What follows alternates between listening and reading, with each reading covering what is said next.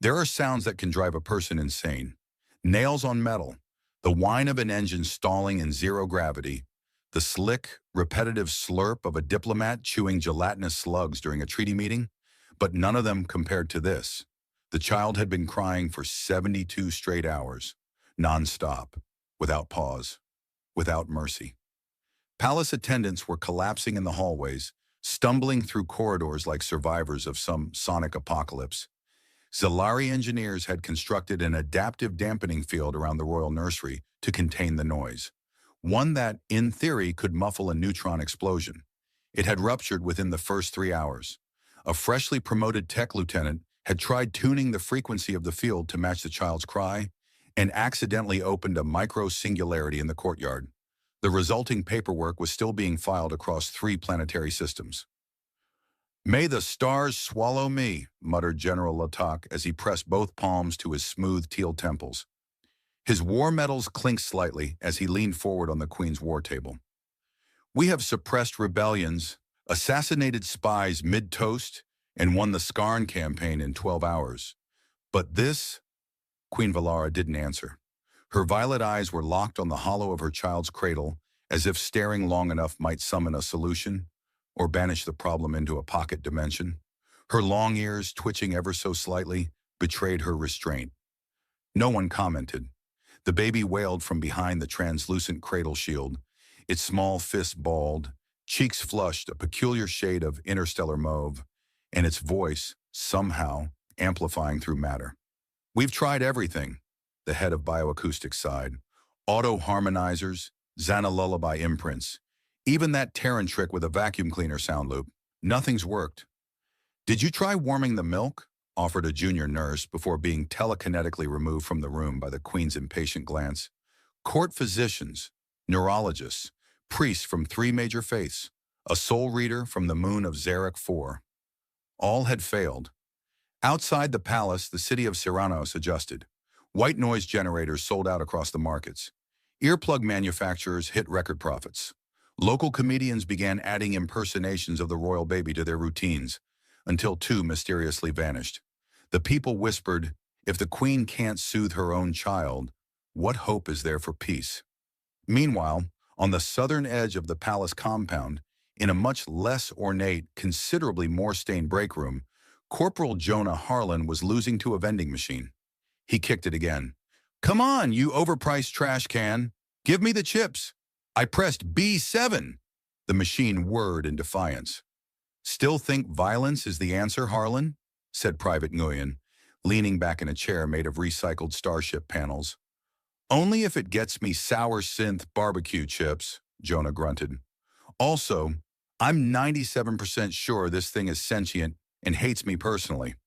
Nguyen pointed toward the ceiling, where the faintest, warbling cry could still be heard like a ghost trapped in a vent. "You could try shaking that baby instead of the vending machine. Get promoted instantly, or executed." "Tempting, but I like my head where it is." A message pinged across Jonah's retinal HUD. Nguyen blinked. What did you do?" "I have no idea."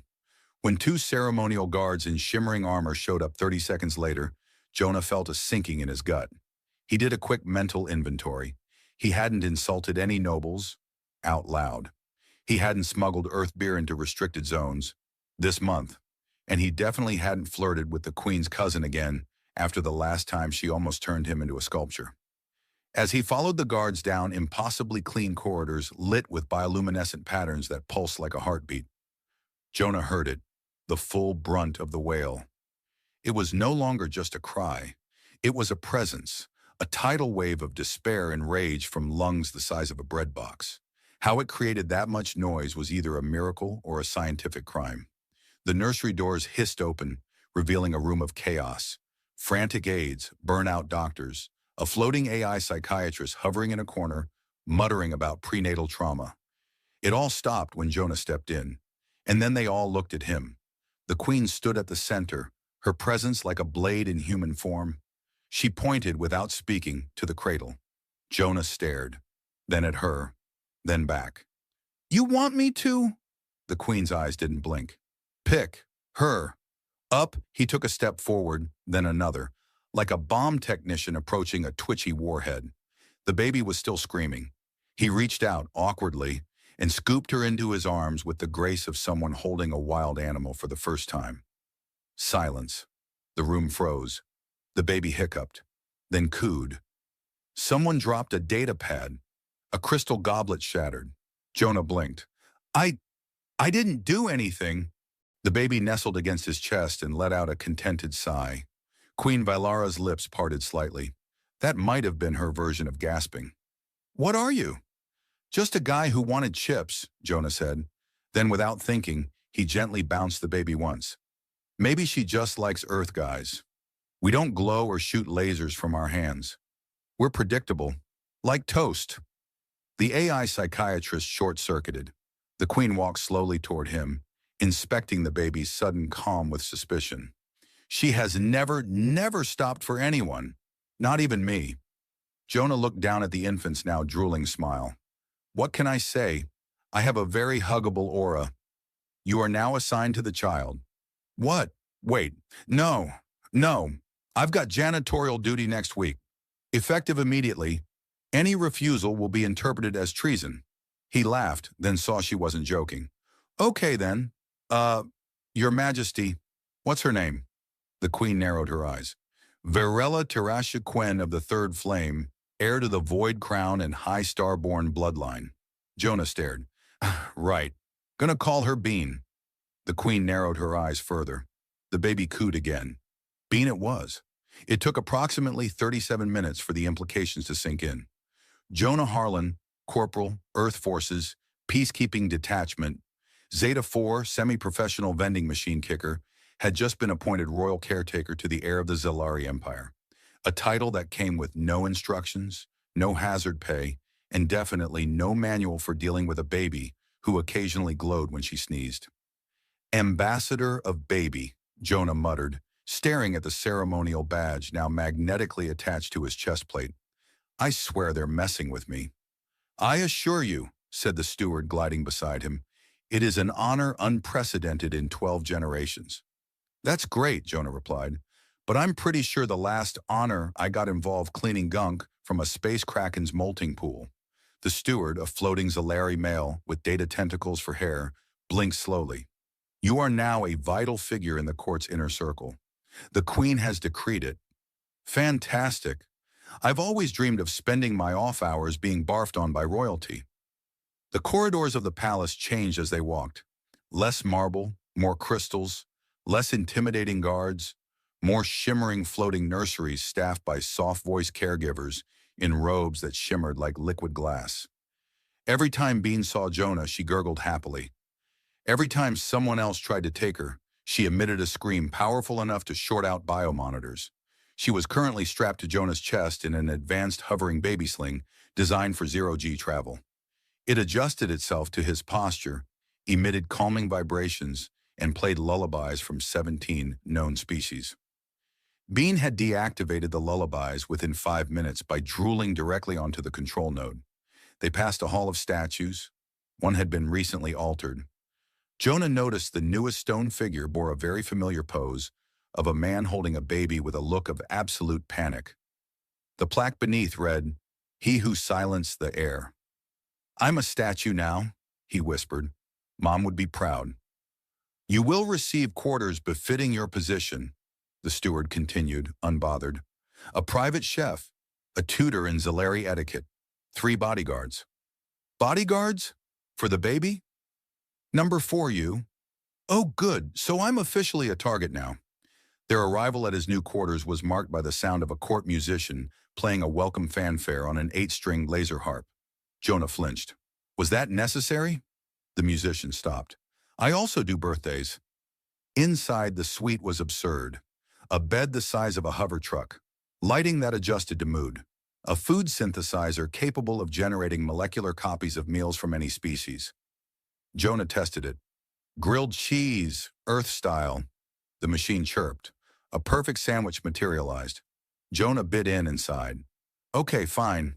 I could get used to this. Bean gurgled in agreement and reached for the sandwich. Nope. No teeth yet, your royal drooliness. The next few days passed in a blur of routines, disasters, and very awkward state dinners. Jonah learned to identify the baby's cries. There was the hungry cry, the sleepy cry, the I dropped my sparkle bot cry, and the dreaded you left the room for 2 seconds cry, which had caused a minor diplomatic incident when her wail triggered a nearby Alliance ship's emergency beacon. He was assigned a babysitting team composed of one empathic jelly creature named Blorp, very squishy, excellent lullaby hums, and a humanoid Zalari attendant named Sari, who looked constantly offended that a human was holding the future queen. She is not a toy. Trust me, I know she's heavy, and she occasionally explodes bodily fluids in 4 directions. You should be honored. I'm still trying to figure out if I'm being punked by the galaxy. Queen Valara summoned him every evening for a status report. These mostly consisted of her silently staring at Bean as she played with Jonah's dog tags while Jonah attempted to be respectful and not refer to her throne as a very aggressive-looking recliner. Once, halfway through his 3rd report, Jonah accidentally addressed her as, "Your glowiness." She didn't vaporize him.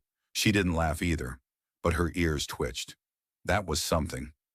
During one report, as Bean nestled into Jonah's arm, Valara asked, "Do you know why she responds to you?" He shrugged. "Maybe she likes my voice, or maybe I smell like cheese." She responded to no one before you, not even me. That kind of makes me feel worse, actually. She is of royal blood. Her mind is wired for patterns, for legacy, for power, and yet she chooses you. You say it like I'm a defective toaster. I say it like I'm trying to understand a paradox. You are soft. Jonah looked down at Bean, who had begun drooling a small puddle on his jacket. I get that a lot. That night, while bouncing Bean gently and humming an Earth nursery rhyme about stars and cradles, Jonah noticed something strange. Her eyes glowed faintly, not alarmingly, just a soft amber light pulsing in sync with his heartbeat. He whispered to her, and the glow intensified. The hover cradle nearby, powered down for hours, flickered on for a brief moment. Okay, either you're learning telekinesis, or I just got inducted into the weirdest baby fan club in the galaxy. He made a mental note to talk to the court scientists, and maybe check his own vitals. The next morning, he woke to a message from command. He replied with a photo of Bean wearing his helmet. 2 minutes later, they reassigned his security clearance to Diplomatic Liaison, Childcare Relations.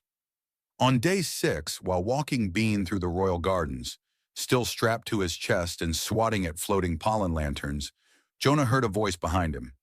You have become rather popular. Queen Valara stood in full regal attire, but her arms were loose at her sides. Not stiff, not threatening. Yeah, well, hard not to win fans when you smell like regurgitated formula and earth soap. She will change things. You mean politically? I mean everything. Bean sneezed. A nearby plant exploded into glitter. Jonah blinked. Okay, I'm starting to believe you. Valara actually smiled. Just slightly, just for a second. Then it was gone. Walk with me, she said. They strolled through the garden, queen, soldier, and glowing baby. And for once, the galaxy felt quiet.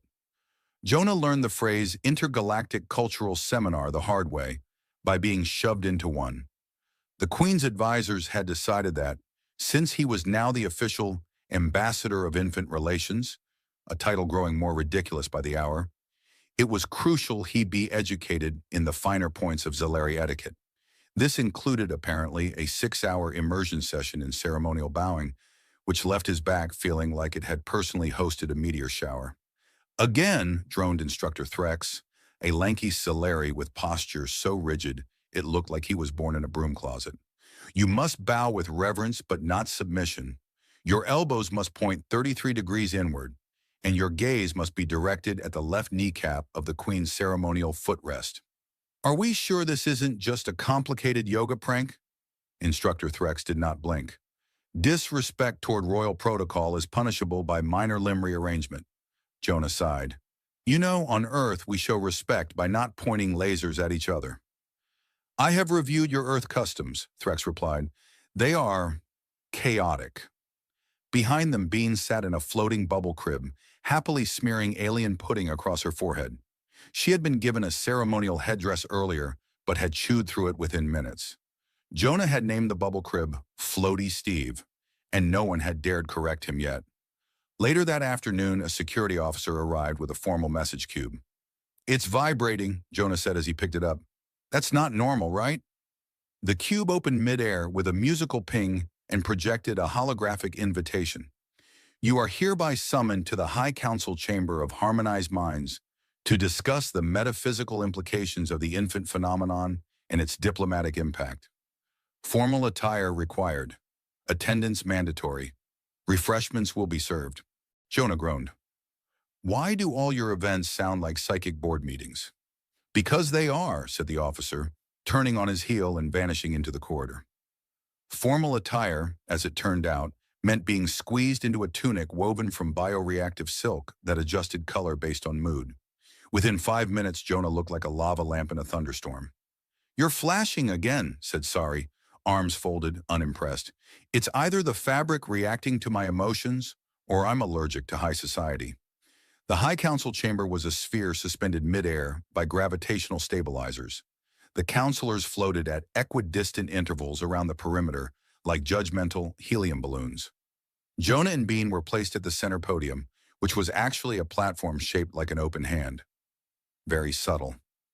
"We welcome the human Jonah and the child of the flame," intoned the lead counselor, a massive being composed of pure sound encased in a shimmering exosuit.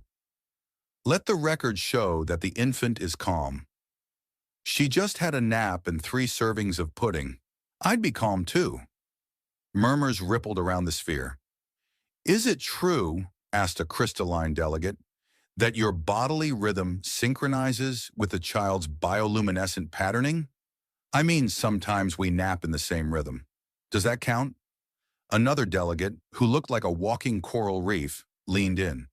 "Does she communicate thoughts to you?" Jonah glanced at Bean, who was now chewing on one of his jacket's decorative buttons. "She mostly communicates through slobber." There was a pause. One delegate nodded solemnly. "Such ancient methods. Primitive. Powerful. I think she just likes the taste of metal." The questioning continued for hours. Topics included trans-species emotional bonding, the ethics of imprinting, and whether or not the child might possess dormant reality-altering powers. Jonah answered as best he could, which was to say, with increasing sarcasm, mild confusion, and a growing urge to lie down. Eventually, the queen arrived. Her entrance was silent, but every counselor went stiff. She approached the platform, her long coat trailing behind her like a living shadow. "You've interrogated him enough," she said. One brave counselor hovered slightly closer. "Your Majesty, with respect, we must understand the depth of this bond. If the child's destiny is entwined with a human—" "It is," she interrupted, "and you will adapt." Jonah tried to nod respectfully but hit his forehead on Bean's floating crib. Back in his quarters, he finally got a moment to breathe. He flopped onto the oversized couch while Bean floated above in a gentle snooze, wearing socks that sparkled with tiny embedded stars. The room lights dimmed automatically. Floaty Steve let out a soft lullaby hum. Jonah stared at the ceiling. "So I'm a diplomatic incident in a tunic." "Awesome," a voice responded from the wall. "Would you like soothing soundscapes?" "Sure, give me crushed dreams at sunset." A melancholic saxophone began to play. It was weirdly effective. A knock at the door made him groan. "If it's another counselor, I swear I'm going to invent a new insult." It wasn't a counselor. It was Queen Velara. He scrambled upright. "Your Majesty, welcome to Casa, baby." She raised an eyebrow. "You look unwell." "Thank you. That's my brand." She stepped into the room and glanced at the sleeping Bean. "She remains calm with you." "We're on a streak. I think I'm at 9 full hours." "You have adapted." "Pretty sure I've just stopped resisting." "Same thing?" She looked at him a long moment, as if measuring something invisible. "There are rumors about what she is, what she could be." "Yeah, the whole flame child thing is catching on. Makes her sound like a barbecue mascot." "You joke. It's how I survive." Velara's gaze softened. only slightly like a frozen lake giving the tiniest ripple. She chose you. I didn't exactly volunteer. She grabbed my face and screamed into my soul. Still, she chose you.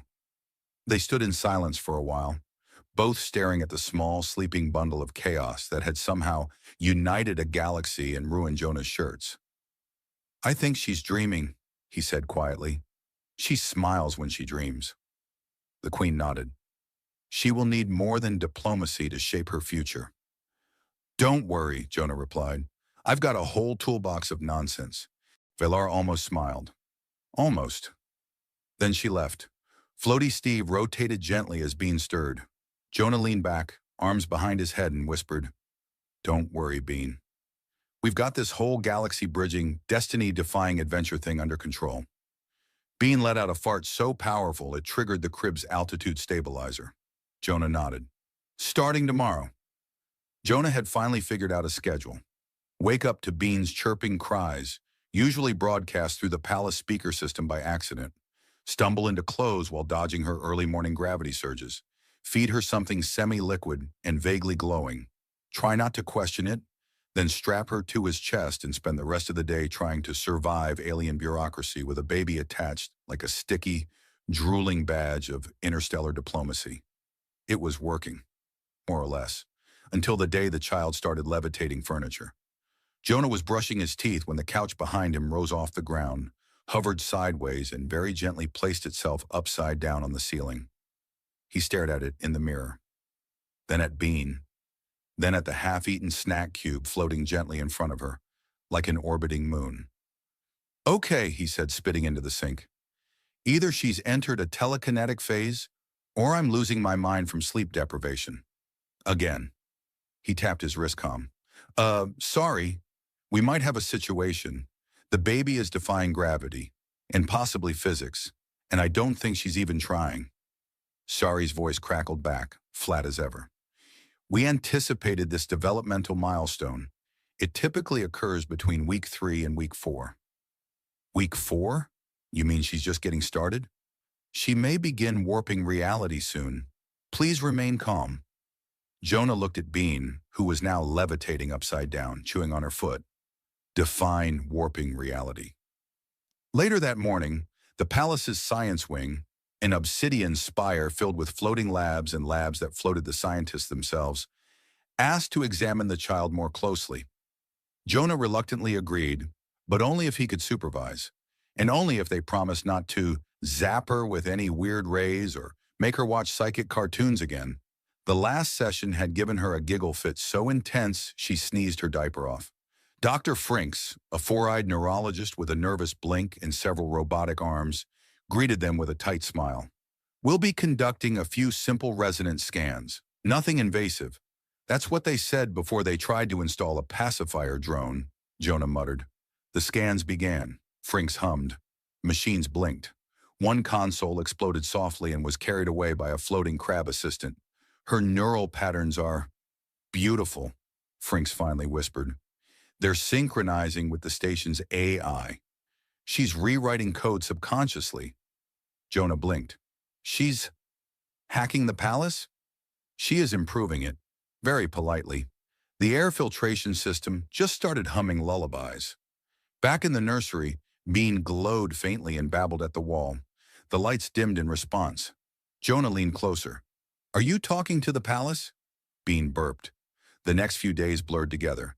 Every time Jonah blinked, something new had changed. The baby monitor gained a sarcastic voice. The kitchen replicator started offering him snacks based on his mood. Today it handed him a warm muffin and said, For your emotional turbulence. Queen Valara summoned him after the third unexplained anomaly. She is awakening. I gathered. She turned my socks into butterflies. The queen paced. Zalari children of her lineage sometimes develop strange abilities. But this? She upgraded my translator chip. I now understand sarcasm in 17 dialects. Her powers must be tempered. She must be trained. Jonah folded his arms. She's a baby. She is my daughter, and she will shape the galaxy. He sighed. Yeah, well, right now she's mostly shaping my spine. Ever try carrying a glowing bowling ball for 10 hours? I carried her inside me for 10 months. Jonah raised his hands. Fair. Vailara's eyes softened. Just a little. We must prepare her. And you. A week later, Jonah found himself in a simulation chamber. It simulated gravity extremes, combat scenarios, and toddler tantrums. All at once. Sari monitored the controls. Level 3 tantrum, she called, initiating mid-air food rejection. Bean hurled a cup of mush at Jonah's chest. The room shook. Simulated lightning crackled. She doesn't even have this much control in real life. She's evolving, Sari replied. So must you. Jonah was dodging semi-solid fruit cubes while singing an earth lullaby when the chamber powered down unexpectedly. Alarms blared. Red lights pulsed. Queen Vailara's voice echoed across the system. All security units, converge on the Hall of Stars. Intruder detected. Jonah's wrist pinged with a location update. He looked at Bean. You didn't do this, right? Bean sneezed. A potted plant burst into song. Good enough. He sprinted toward the Hall of Stars. When he arrived breathless, baby strapped tight and gurgling with excitement, he found chaos. Guards surrounded a cloaked figure standing beneath the galaxy map projector. The intruder raised both hands. Peace. I come with warning, not war. Valara stepped forward, her long ears angled sharply. Speak. The figure removed its hood. Jonah stared. The being was human, mostly, but its skin shimmered with star-patterned light. Its eyes were orbs of swirling data. It looked at Jonah and the child and bowed deeply. She is the fulcrum, it said, the key to what comes next. Great, Jonah muttered. Another prophecy. The being smiled. And you, soldier of Earth, you are the tether. I was hoping for noble guardian or legendary snack provider, but sure. Beware, the being continued. Not all who claim peace will protect her. Her gifts will frighten the powerful. The moment of choice will come. Soon.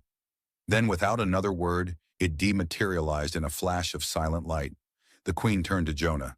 She must be hidden, trained, guarded. She's a baby, he repeated. She's a storm. That night, Jonah rocked Bean to sleep under a ceiling of artificial stars. The air hummed with unseen power. Somewhere, deep in the circuits of the palace, her laughter played like a hidden melody. Jonah looked at her glowing cheeks, then out the window at a galaxy that suddenly seemed a lot bigger and far more breakable. I hope you never have to save the universe, he whispered. But if you do, maybe bring diapers. Bean farted. The lights flickered. He chuckled. Good talk. Jonah was not technically trained to lead a security detail during a palace lockdown. His previous record with emergencies involved evacuating a karaoke bar on Titan after a rival unit challenged his rendition of Bohemian Rhapsody. But this was different. This time the enemy had blasters, stealth tech, and a grudge against a baby. The attack came without warning.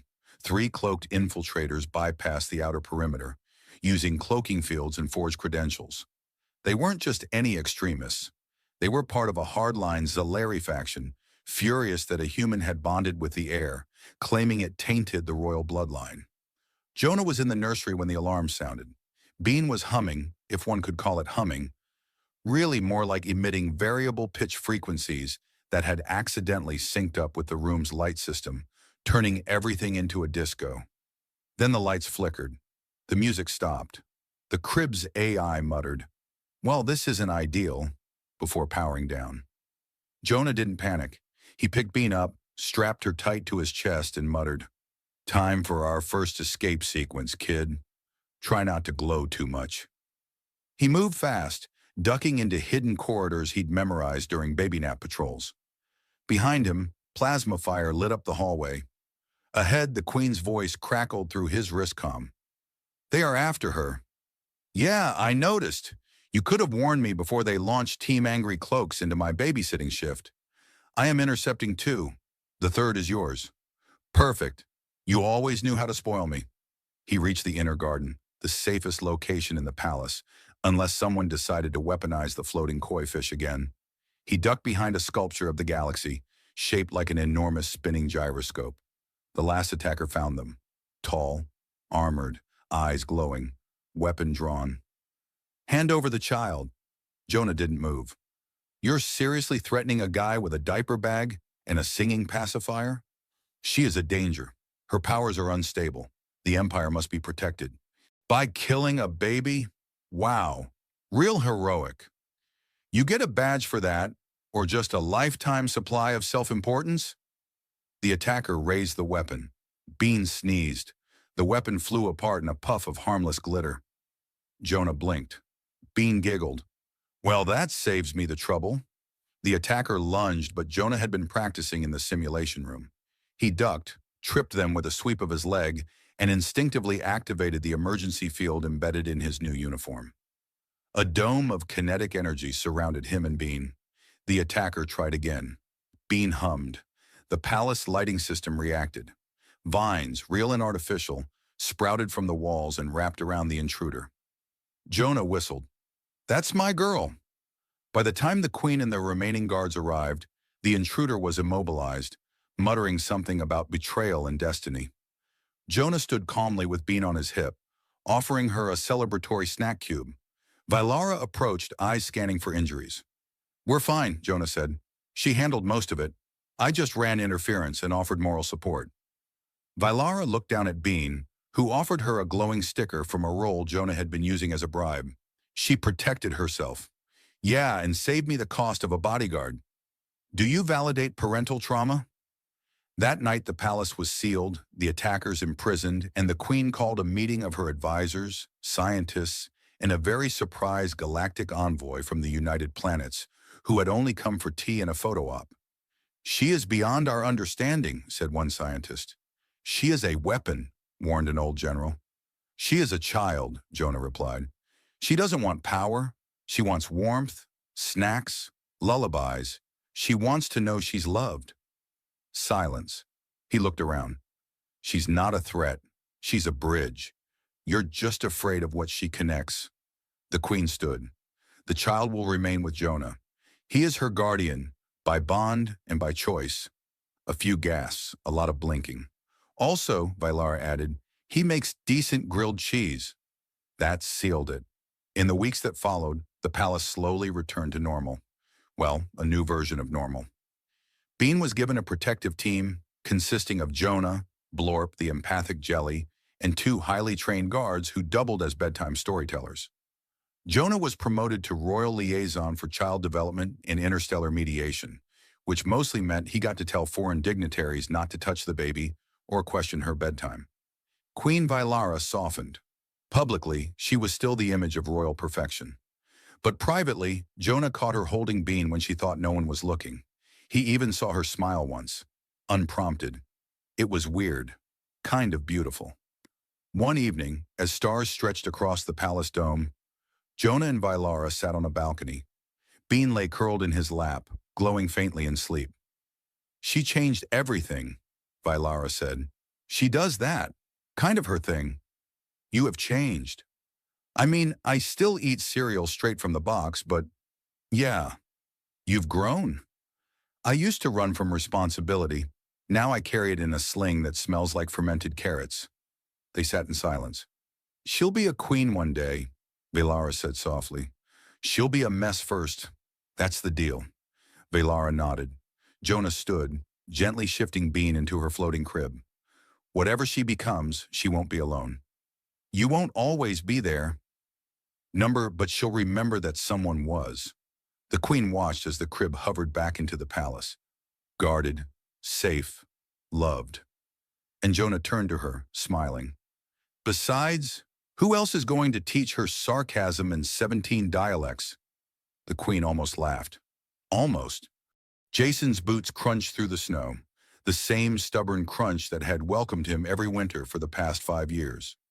Home's sweet mountain cabin, he muttered, his voice trailing off somewhere between relief and mild suspicion. The thing about coming back here was that no one else ever came back. Not this far up, not this isolated. It was perfect. Except today, it wasn't. He reached the front door and fumbled with his keys, only to hear a soft rustle from inside.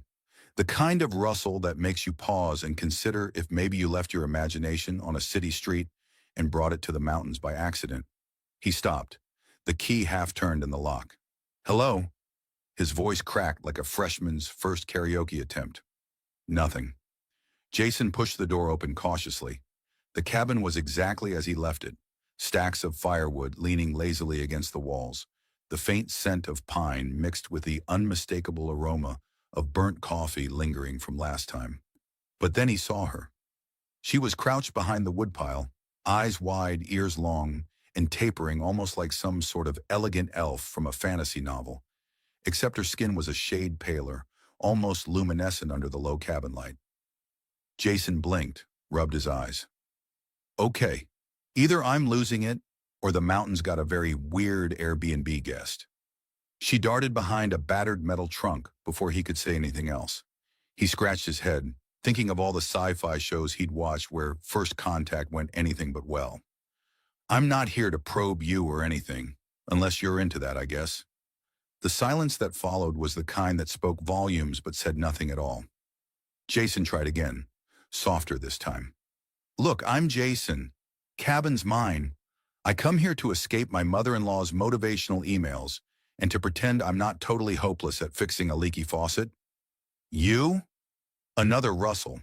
She peeked out cautiously, eyes flickering with a mix of fear and curiosity. Lyra, she said, voice barely a whisper, but clear. Lyra. Got it. Jason smiled, though he was internally wondering if the mountain air had finally gotten to his brain. So, Lyra, any chance you can tell me why you're crashing my mountain pad? Her ears twitched and she glanced down, then back up. I didn't mean to intrude. I was hiding. Jason chuckled. Hiding? From me? I'm hardly the cabin's most terrifying thing, unless you count my cooking. I once burned instant noodles. Twice. She tilted her head, an alien gesture that looked oddly like a shrug. Your planet's food? He waved a hand. You don't want to know. Let's just say if you ever meet my microwave, run. Lyra stepped forward slightly, still keeping her distance, but something about her made Jason want to crack a joke to ease the tension. So, Lyra, what brings you to this godforsaken mountain? Alien vacation? Or just lost your spaceship's GPS again? She smiled faintly. Neither. I am here because of you. Jason froze. Me? You've got the wrong guy. Unless you're after someone who once lost his keys in a snowstorm for 3 hours, I think you've got the wrong address. She shook her head, stepping into the dim light. Number ancient records? Your bloodline? You are important? Jason raised an eyebrow. Ancient records? Bloodline? Look, I'm flattered, really, but my family tree is mostly embarrassing stories and bad puns. Although my great-grandpa did fight a bear once, but I doubt that helps save alien worlds. Lyra's eyes flickered with something unreadable. It helps more than you know. Jason leaned against the doorframe, suddenly feeling like the punchline in a cosmic joke he didn't understand. All right, Lyra. Let's say I believe you. What exactly do you expect me to do? Save your planet? I can barely keep a cactus alive. She pulled a small device from a pouch on her belt, a compact thing that shimmered with shifting colors, clearly not from any store Jason had seen. This can't save itself. We need guidance. And you? Jason snorted. So, I'm a galactic GPS now? Recalculating route. Please don't crash into a star. Lyra smiled, this time genuine. You may laugh, but the future depends on it. Jason glanced outside where the snow had begun to fall heavier. Well, Lyra, I don't know about saving planets, but I do know how to build a fire. Maybe we start there. She looked at him, her long ears twitching. I like that idea. Jason pulled a stack of kindling from beside the woodpile and tossed it onto the hearth. You know, this is already better than my last date. No awkward silences, just interstellar awkwardness. Lyra laughed softly, a sound like wind chimes in a gentle breeze, and for the first time, Jason felt like maybe, just maybe, this mountain cabin wasn't going to be so lonely after all. Jason sat cross-legged by the fire, carefully balancing a tin cup of questionable mountain tea he'd brewed earlier. So, Lyra, he began, attempting the kind of small talk usually reserved for elevators and awkward office parties. What exactly do you eat on your planet? Alien cuisine or just regular old space snacks? Lyra blinked, her long ears flicking forward in amusement. We consume nutrients in capsules, synthesized for efficiency. Though I have encountered Earth food, it is curious. She eyed his half-eaten sandwich suspiciously. Is that cheese? Jason laughed. Yeah, and if you think that smells weird, you should meet the local delicacy, stinky tofu. If it smells bad enough to clear a room, it's probably delicious somewhere. She wrinkled her nose. I am not sure I wish to test that hypothesis. Jason grinned. Wise choice. Trust me, the last time I tried a new recipe, the smoke detector filed a complaint. Lyra leaned closer, peering at the flickering flames as if the fire held answers to cosmic mysteries. Your planet is fascinating, but your isolation here? Why choose solitude in such a primitive environment? Jason scratched his head.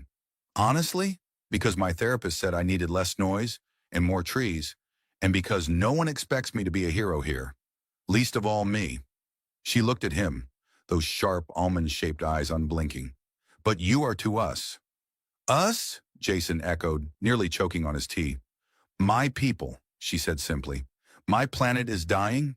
Our technologies are failing. We have searched the galaxy's archives and found a prophecy, one linking your lineage to the salvation of my world. Jason raised an eyebrow. Prophecy, huh? I don't even know what I'll have for breakfast tomorrow. Lyra smiled faintly. Faith is not about certainty. It is about hope. Jason nodded slowly, then laughed. Sounds like you're quoting my grandma. Lyra's smile deepened. Perhaps. Jason glanced down at the strange device still glowing softly on the table. This thing again? She nodded. It is called the Lumen Core. It stores energy and data from my civilization's greatest minds. It needs to be reactivated to restore balance to my planet. Jason tapped it with a finger. Looks like a fancy paperweight. Got any manuals? Or are we winging this? Lyra's ears twitched. There are instructions, but they are in an ancient language. Jason chuckled. Well, good thing I majored in ancient alien gibberish at the University of Life. Lyra laughed, the sound light and melodic. I think your humor will help more than you realize. Suddenly, a loud creak came from the cabin's ceiling. Jason jumped up, squinting. That's the 5th time tonight.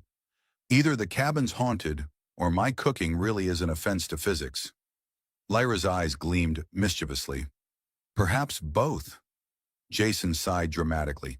I swear, this place is conspiring against me. Lyra's gaze softened. We must focus. Your help is vital. Jason sat back down, staring into the fire. All right, Lyra. What's the first step, besides not burning the place down? She produced a thin holographic map, flickering to life above the table. There is a cave nearby. Inside are ruins of an ancient outpost from my people. We must retrieve the power source hidden there. Jason whistled low. So now we're Indiana Jones, but with alien tech? Lyra nodded. Yes, but with more risks and fewer hats. Jason smirked. I could use a good hat. Also, I'm not exactly the action hero type. Lyra cocked her head. Sometimes the unexpected hero is the strongest. Jason shook his head, laughing. You're good at pep talks. Too bad my stamina is more couch potato than space warrior. She tapped the Lumen Core. Strength comes in many forms. Your resilience is our hope. Jason nodded, determination sparking. Then let's get to work, Lyra. Just promise me one thing. No more surprise alien missions before breakfast. Lyra's smile was radiant. Agreed. Outside, the snow continued to fall softly, but inside the cabin, 2 unlikely allies prepared to change the fate of worlds, one clumsy step and one silent breath at a time. Jason stood at the mouth of the cave, brushing a handful of snow off his jacket sleeve. All right, Lyra, if we're going spelunking for alien power sources, I'm just going to say up front, I left my flashlight in the city, so unless your ears glow in the dark, we're relying on whatever that glowing thing you brought does. Lyra smiled, her long ears twitching with amusement. The Lumen Core emits a soft light, enough to guide us, but not enough to attract unwanted attention. Stealth is necessary. Jason raised an eyebrow. Stealth? In a cave? You do realize I'm about as stealthy as a moose in roller skates. Lyra's lips curved in a subtle smile. Your humor will be your greatest weapon. Jason chuckled. Then I guess I'm armed to the teeth. As they stepped inside, the cave swallowed them in shadows and an icy chill that bit through their clothes. The faint glow of the lumen core danced on the jagged walls, casting shifting patterns that reminded Jason of old sci-fi movies where explorers met mysterious aliens or tripped over ancient booby traps. I'm half expecting a holographic map to pop out and say, "Welcome to your doom," Jason joked. Lyra's eyes sparkled. We must be cautious. The outpost is ancient, but defenses remain. Jason squinted ahead. Defenses? Like laser beams? Because I'm fresh out of fancy armor.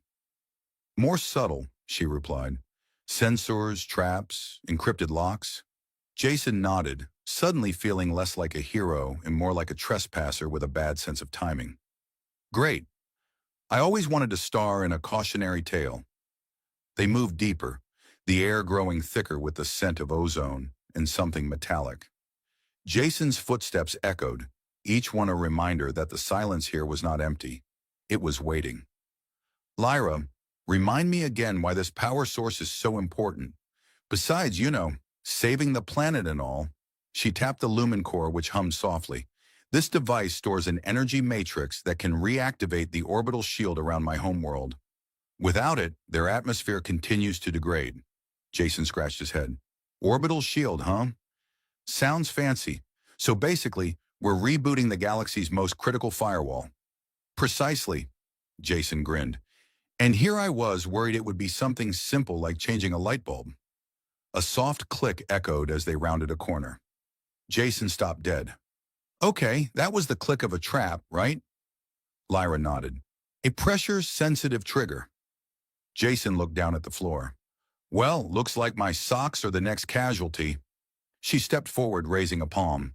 A translucent barrier shimmered into view above the floor. Allow me. Jason raised both hands. And here I thought I was the hero. You're like a walking sci-fi Swiss Army knife. Lyra smiled. I am trained for such challenges. Jason attempted to step over the barrier, but his foot caught on a loose stone, sending him into a graceless tumble. Graceful as ever, he muttered from the ground. Lyra extended a hand, pulling him up with unexpected strength. You must learn to trust yourself. Jason groaned. Trust myself not to trip over my own feet? That's going to take a while. Further inside, they found a console embedded in the wall, covered in symbols glowing faintly blue. Jason squinted. Looks like alien Sudoku. Lyra laughed softly. It is a code. I can decipher it. Jason grinned. Do it before I have to start guessing. She traced the symbols with delicate fingers. The sequence represents a harmonic resonance pattern. I must match it precisely to unlock the chamber. Jason leaned in. So, if you get it wrong, do we get locked in forever? Or worse, turn into alien pancakes? Lyra's smile was serene. Neither, but the risk of alerting automated defenses is real. The console beeped softly, and the wall slid open, revealing a chamber bathed in pale, pulsating light. At its center rested a crystalline orb, humming with latent power. Jason stepped forward, eyes wide. Well, if this isn't the coolest paperweight ever. Lyra reached out, carefully lifting the orb. This is the heart of the lumen core. Its energy will restore the orbital shield. Jason nodded. Mission accomplished. Now about getting out without triggering every alarm in a 10-mile radius? Lyra glanced back toward the entrance. That is the next challenge. Jason sighed. Of course it is. As they retraced their steps, Jason couldn't help but joke. When you said I was destined to save your planet, I didn't expect the first step to be a high-stakes treasure hunt. Do you have a cape? Because I left mine at home, Lyra laughed. Sometimes the greatest heroes wear no capes. Jason grinned. Well, I'm glad you brought the lumen core. Otherwise, this story would have ended in a very embarrassing search and rescue. Together, they emerged from the cave into the crisp mountain air, orbs safely in hand, the weight of cosmic destiny balanced by shared laughter and the unspoken hope that maybe, just maybe, they could pull this off. The morning air bit sharper than Jason liked, but he was too busy staring at the blinking lights on the small, hovering device before him to care. So, let me get this straight, he said, eyebrow arched. This thing just showed up out of nowhere, called itself an envoy, and now it wants to discuss diplomatic matters with me. Without even asking if I had breakfast? Lyra nodded, her long ears twitching in amusement. They are emissaries from my home world. They have grown impatient. Jason rubbed his temples. Impatient? We just got the power source back, and you're telling me they're already at the doorstep? Great. Space diplomacy is off to a smashing start. The hovering envoy, a sleek orb with shifting panels and a voice that sounded like it was synthesized from a dozen different accents, buzzed softly. Greetings, Earth resident Jason. Your cooperation is requested in the immediate transfer of the Lumen Core. Jason leaned back against the cabin wall. Transfer, huh? Like a trade, because I'm still waiting for them to offer me something in return. Maybe a coupon for free Wi-Fi or an intergalactic coffee maker? Lyra's expression was serious. They demand results or they will take the device by force. Jason smirked. By force? With what? Laser needles? Galactic spitballs? The envoy beeped, clearly unamused. Non-compliance will result in intervention protocols. Jason laughed. Intervention protocols? Sounds like my mother-in-law's code for a passive-aggressive text. Lyra's eyes flickered. This is no joke. Their patience is limited, and the survival of my planet depends on swift action. Jason sighed. All right, envoy. Tell me what you want, and maybe we can avoid an interstellar turf war. The orb projected a holographic star map, lines crisscrossing between distant planets. Your role is crucial, Jason. The Lumen Core must be activated within the orbital station above my planet. Delays threaten our civilization. Jason tapped the projection. Orbital station? So we're not just mountain adventurers anymore. We're space travelers. Did you at least pack my spacesuit? Lyra smiled. We have prepared for your journey. Jason raised an eyebrow. You have? Great. Hope it's less tin can and more James Bond. Lyra handed him a sleek suit that shimmered faintly, clearly crafted from alien materials. It is adaptive and protective. Jason shrugged into the suit, feeling the fabric adjust to his form. I gotta say, this beats my hiking gear, although it doesn't come with a coffee pocket. Lyra laughed softly. Perhaps next time. As they prepared to leave, Jason glanced back at the cabin. You know, this place went from quiet getaway to galactic command center faster than I expected. Lyra's smile was gentle. Change is necessary. Jason smirked. Yeah, tell that to my plants. They've been neglected since you showed up. Outside, the envoy orb zoomed ahead, projecting a shimmering gateway, a portal shimmering with cosmic energy. This will take you to the orbital station. Jason took a deep breath. Well, no pressure or anything. Lyra placed a hand on his arm. You are ready. Jason laughed nervously. Ready or not, here goes nothing. They stepped through the portal together, the world around them folding into light and sound until they emerged inside the orbital station.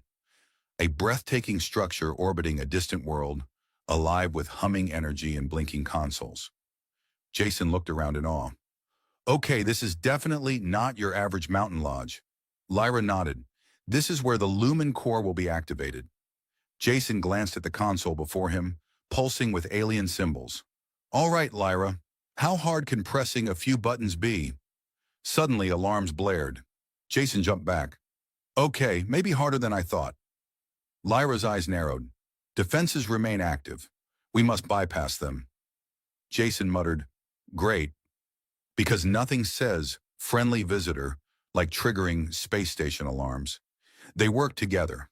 Lyra's knowledge and Jason's luck oddly synchronized. After tense moments punctuated by Jason's jokes about his stellar hacking skills, the defenses powered down. Jason grinned. See? What did I tell you? Hero material. Lyra smiled warmly. Your courage is remarkable. Jason shrugged. I'm mostly good at making things up as I go. With a final touch, the Lumen Core synced with the station systems. Lights pulsed brighter, energy surged. Lyra's voice was steady but filled with hope. The orbital shield is reactivating, Jason exhaled. Well, that's one small step for man, one giant leap for whatever I am now. Outside the windows, the planet's atmosphere shimmered, thickening with renewed life. Jason looked at Lyra. You think this means I get a space hero cape now? Lyra laughed. Only if you want one. Jason smiled. I might just take you up on that. Jason stood in the dim glow of the cabin, the hum of the now reactivated lumen core, filling the air with a steady, comforting pulse. Well, Lyra, he said, flexing fingers that still felt strange without the spacesuit. I think we did it. Your planet's got its shield back, and I didn't burn the place down. That's a win in my book. Lyra's long ears twitched, her smile soft but real. You exceeded expectations, Jason, more than I had hoped for. Jason grinned, eyes scanning the mountain outside, the world unchanged yet somehow different.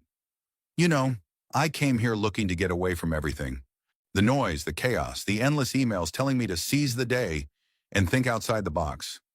Turns out the universe had a different plan. Lyra nodded. Destiny often chooses unexpected paths. Jason shook his head, laughing. Destiny? I'm just a guy who can barely keep a cactus alive. Lyra's eyes glimmered with warmth. But you have something many do not. Compassion, humor, and the courage to face the unknown. Jason looked at her, realizing how much he had changed. I never thought saving a planet would be part of my getaway, but you made it feel possible, like even the smallest person can matter. Lyra stepped closer, the lumen core resting between them. Together we have given my people hope, and you have found purpose beyond solitude. Jason smirked. I guess that makes us quite the team. What's next? Galactic road trip? Maybe a space cafe? Lyra laughed softly. Perhaps. But first, a moment to rest. Jason nodded, sinking into a worn chair.